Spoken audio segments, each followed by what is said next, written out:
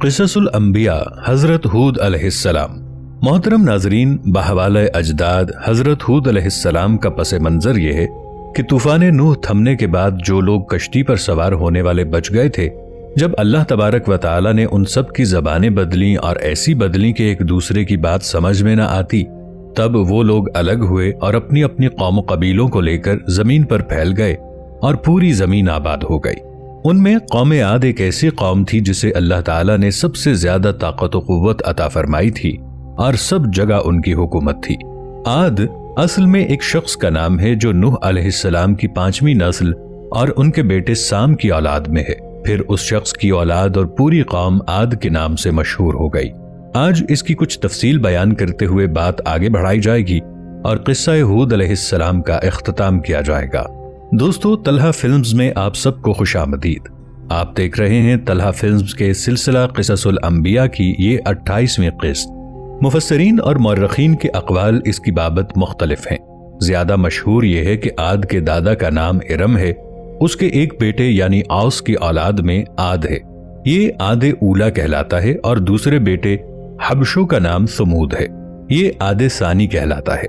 اس تحقیق کا حاصل یہ ہے کہ عاد اور ثمود دونوں ارم کی 2 شاخیں ہیں، ایک شاخ کو عاد اولا اور دوسری کو ثمود یا عاد ثانیہ بھی کہا جاتا ہے، اور لفظ ارم عاد و ثمود دونوں کے لیے مشترک ہے۔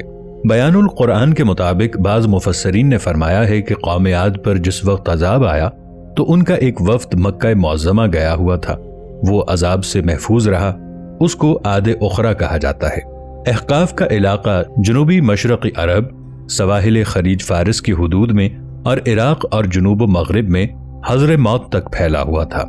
1843 میں کسی محقق نے جب ایک شاقول معماروں کا اوزار ہے جس سے دیوار کی سیدھ کی جاتی ہے، جب اس نے ایک شاقول اس عظیم اور پرہیبت صحرا کی ریت پر پھینکا تو وہ 5 منٹ میں ریت کے اندر دھس گیا، اور جس رسی سے وہ بندھا ہوا تھا اس رسی کا سرا گل گیا۔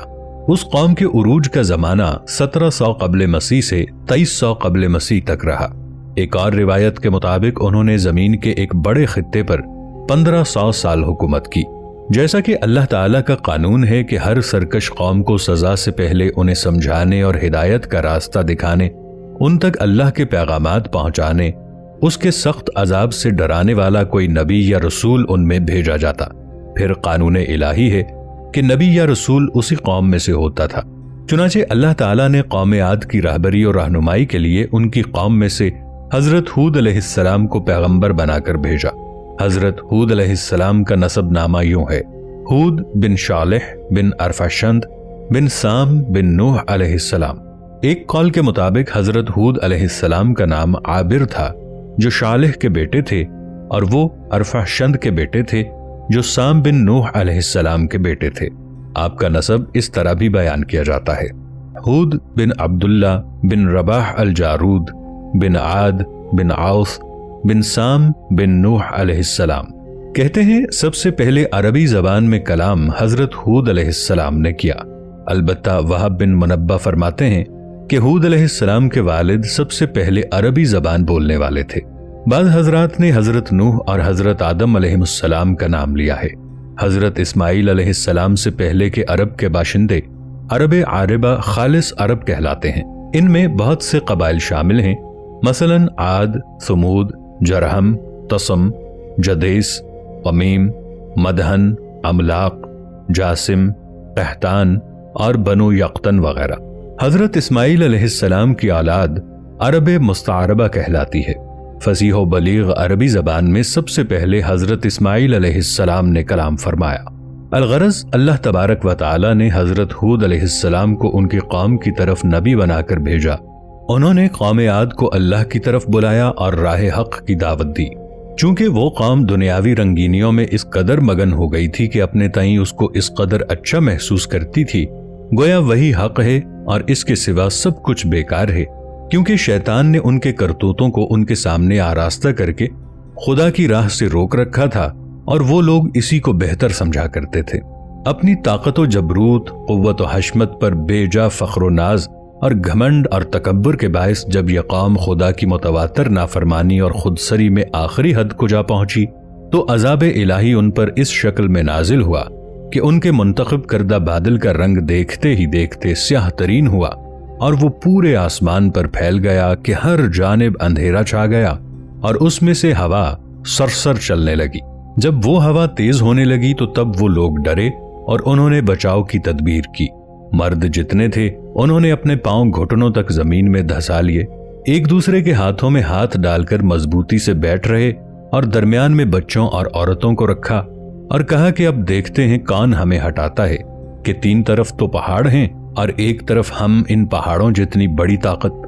تب ایک کڑک آئی جسے رعد کا نام دیا جاتا ہے اور ان کے پاؤں اکھڑ گئے، پہاڑ ٹوٹ کر بکھر گئے اور ہوا انہیں زمین سے اڑاتی اور ایک دوسرے سے یوں پٹختی کہ ان کے سر کچلے جاتے۔ اس طرح قوم عاد ہلاک ہوئی اور وہ یوں زمین پر پڑے تھے جیسے کھجور کے مضبوط تنے کٹ کر گر پڑے ہوں۔ ان کے محلات اور نشانیاں جو بھی تھیں سب ان کے ساتھ ہی ختم ہو گئیں۔ سرسر قوم عاد پر عذاب کی صورت نازل ہونے والا تیز ہوا کا وہ طوفان تھا جس کی میعاد 7 دن اور 8 راتیں بیان کی گئی ہے اور جس نے قوم عاد جیسے دیو قامت لوگوں کو آن کی آن میں اٹھا کے پٹخ ڈالا۔ روایات میں مذکور ہے کہ جب قوم عاد کو عذاب دیا جانے لگا تو فرشتوں کو حکم ہوا ان پر باد سرسر چھوڑو، کیونکہ انہیں گمان تھا کہ ان کو کوئی طاقت اکھاڑ نہیں سکتی۔ فرشتوں نے تعمیل کی جس نے ہر چیز تباہ کر کے رکھ دی۔ سرسر کے علاوہ دوسری چیز رعد کا ذکر آیا ہے۔ روایات میں ہے کہ یہ ایک ایسی آواز ہے جو کلیجے دہلا دیتی ہے۔ بعض روایات کے مطابق یہ آسمانی بجلی کی کڑک ہے جو دیکھنے میں بالکل باریک ہوتی ہے پر اس کی کڑک بہت شدید ہوتی ہے۔ ان لوگوں کی نادانی کا یہ حال تھا کہ کائنات کو ایک کھلنڈرے کا گھروندا اور اپنے آپ کو اس کے جی بہلانے کا کھلونا سمجھ بیٹھے، اور اس احمقانہ تصور میں اتنے مگن ہوئے کہ جب ہود علیہ السلام انہیں اس کارگاہ حیات کا سنجیدہ مقصد اور خود ان کے وجود کی معقول غرض و غایت سمجھاتے تو قہقہ لگاتے اور پھپتی کستے۔ یہ انسان کے چھچھورے پن، سطح بینی اور قلت تدبر کا حال ہے جس کا مشاہدہ ہر وقت زندگی میں ہوتا رہتا ہے اور جس کو عام طور پر لوگ اپنے نفس کا حساب لے کر خود اپنے اندر بھی محسوس کر سکتے ہیں کہ اگر آج خوشحال اور زوراور ہیں تو اکڑ رہے ہیں اور فخر کر رہے ہیں، کل کسی مصیبت کے پھیر میں آ گئے تو بلبلا اٹھے، حسرت و یاس کی تصویر بن کر رہ گئے اور بہت تل ملائے۔ پھر جب برا وقت گزر گیا اور بھلے دن آئے تو وہی اکڑ، وہی ڈینگیں اور نعمت کے نشے میں وہی سرمستیاں پھر شروع ہو گئیں۔ اطمینان کے ماحول میں جب پیغمبر خبردار کرتا کہ خدا کی نافرمانیاں کرتے رہو گے تو تم پر عذاب آئے گا، اور وہ اس کی یہ بات سن کر ایک زور کا ٹھٹھا مارتے اور کہتے کہ دیوانے، دیکھتا نہیں کہ ہم پر نعمتوں کی بارش ہو رہی ہے، ہر طرف ہماری بڑائی کے پھریرے اڑ رہے ہیں، اس وقت تجھے دن دہاڑے یہ ڈراؤنا خواب کیسے نظر آ گیا کہ کوئی عذاب ہم پر ٹوٹ پڑنے والا ہے؟ تو دراصل پیغمبر کی نصیحت کے جواب میں ان کا یہ ٹھٹھا اسی ذلیل صفت کا ایک ذلیل تر مظاہرہ تھا۔ خدا تو ان کی گمراہیوں اور بدکاریوں کے باوجود محض اپنے رحم و کرم سے سزا میں تاخیر کر رہا تھا تاکہ کسی طرح سنبھل جائیں، مگر وہ اس مہلت کے زمانے میں یہ سوچ رہے تھے کہ ہماری خوشحالی کیسی پائیدار بنیادوں پر قائم ہے اور ہمارا یہ چمن کیسا سدا بہار ہے کہ اس پر خزاں آنے کا کوئی خطرہ ہی نہیں۔ جب اللہ کا عذاب امڑ آیا تو ان کے وہ سب نظریات پادر ہوا ہو گئے جو انہوں نے خدا اور کائنات اور اپنی ہستی کے متعلق گھڑ رکھے تھے، اور وہ سب بھروسے بھی جھوٹے ثابت ہوئے جو انہوں نے اپنے معبودوں اور سفارشیوں اور سرپرستوں پر قائم کر رکھے تھے، اور وہ قیاسات بھی غلط نکلے جو انہوں نے زندگی بعد از موت کے بارے میں قائم کیے تھے۔ نتیجہ یہ ہوا کہ سنبھلنے اور سدھرنے کی مہلتوں پر مہلتیں ملنے کے باوجود ان پر کچھ اثر نہ ہوا اور اپنی متکبرانہ سرکشی پر قائم رہے تو عذاب الہی نے ان کا سب کچھ ملیا میٹ کر ڈالا۔ وہ آنے والے زمانوں کے لیے بھی نمونہ عبرت بن گئے۔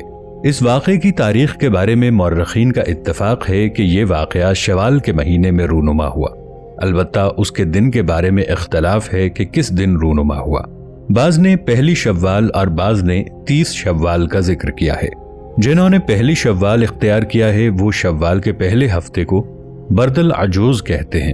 اس نام کی وجہ یہ ہے کہ عجوزی اس مہینے میں ایک گھر میں چھپ گیا جو زیر زمین تھا اور ریت کے طوفان سے امان میں رہا، یہاں تک کہ چھٹے دن طوفان نے اس کے گھر کو بھی متاثر کیا اور یوں وہ ہلاک ہوا۔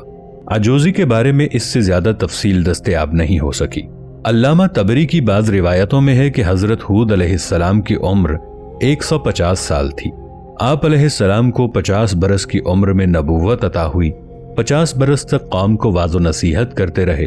قوم کی ہلاکت کے بعد مزید 50 برس تک زندہ رہے اور اہل ایمان کو واعظ و درس فرماتے رہے۔